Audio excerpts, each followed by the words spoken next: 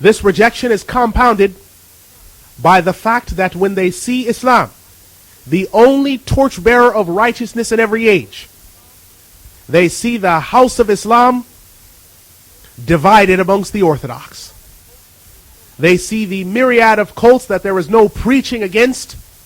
They see the orthodox fighting like 5-year-olds in a sandbox, and they have nothing to take for certainty.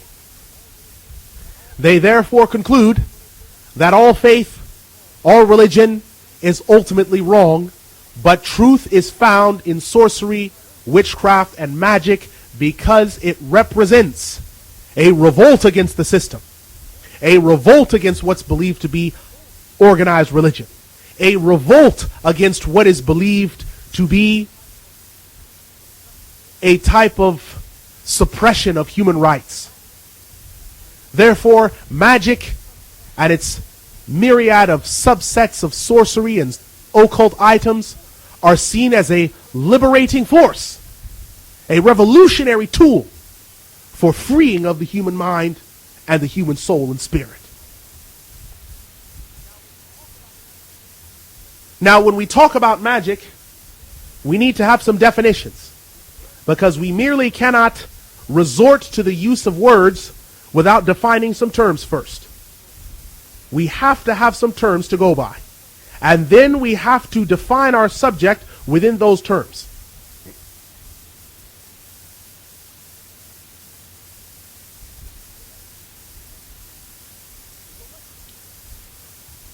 So what do we mean when we say magic?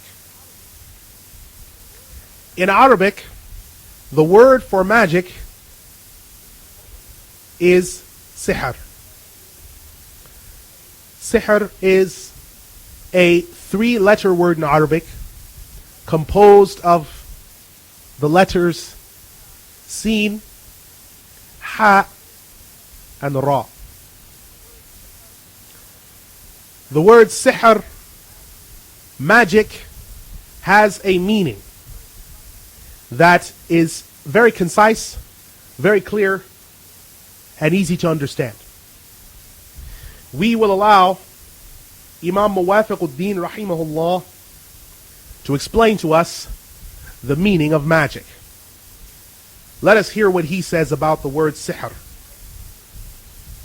In defining and giving the following definitions of magic, Imam Muwafiquddin rahimahullah says it is, quote, blowing on knots, spells, charms, incantations of magic, exorcisms, speech employed by way of it, or writing it, or any action committed to have an effect on the mind, body, or heart of the victim of magic without directly touching them.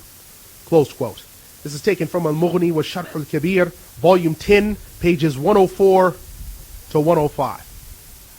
So the definitions that we actually have of magic are quite clear to us and are blazing evidences of what exists in our midst. Magic can be composed of blowing on knots. Now, what we mean by blowing on knots is that those that employ the use of magic sometimes take strands of rope or string or even shoelaces, and they tie them in knots. Now, as they are tying them in knots, they recite certain incantations or words that are designed to put a spell or effect, have an effect on a particular individual that they would desire them to have an effect on. So by blowing on them, this actually seals or activates the spell. Spells. Learning how to cast spells. Charms. These would be items of magic, such as voodoo dolls, or effigies of a person where hair or some personal item has been taken and affixed to a doll, and then when someone does particular actions to that doll or that item, it affects the person physically, although no hand has been laid on that person. incantations, certain words used to try to elicit a reaction, speech that is employed, writing down certain magical items or words or statements that take effect upon being written down, or actions committed. And all of these things could have an effect on the mind or the body or the heart or all of them at once without having to touch them. Now this is quite a serious affair. Magic is definitely not something to be taken lightly. If it was something to be taken lightly, the Imam who just defined it would not have stated it with such gravity.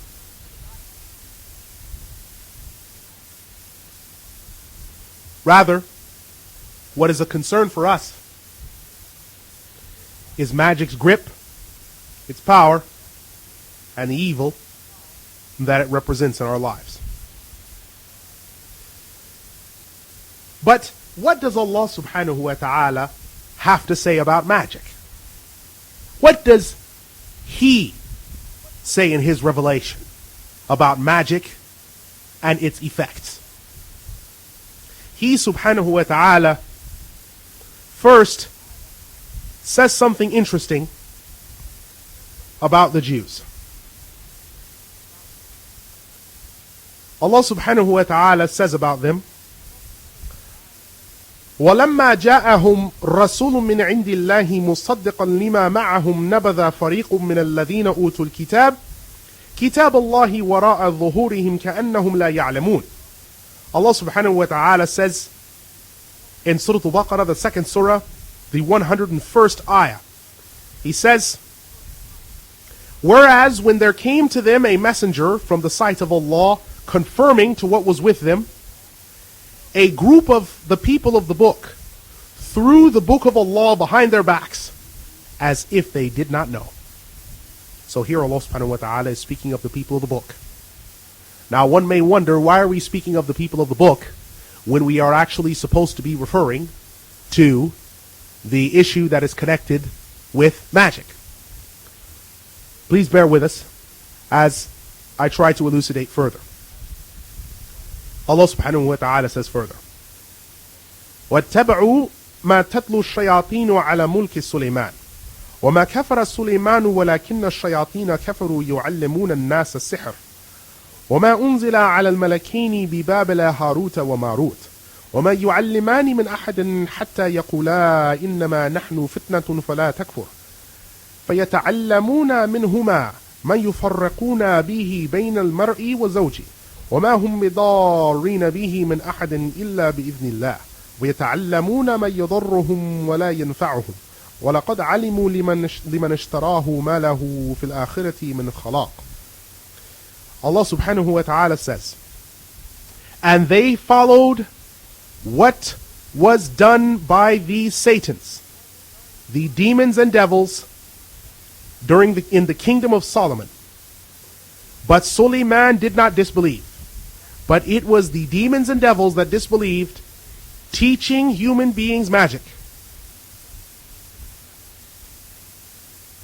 And the two angels sent to Babylon, Harut and Marut, were not sent down, nor did they teach anyone until they said, indeed we are a test, so do not disbelieve. So the people learned the magic from those. What can divide a man and separate a man from his wife or a woman from her husband? And they were not able to harm anyone with it except by the will of Allah. And they learned what harmed them and what did not benefit them. Already they knew that whoever took of it would have no share in the hereafter. This is taken from Surah Al-Baqarah, the second surah, ayah 102. Now here Allah subhanahu wa ta'ala is referring to the people of the book. This is speaking of the Jews because it mentioned Babylon during the Babylonian captivity.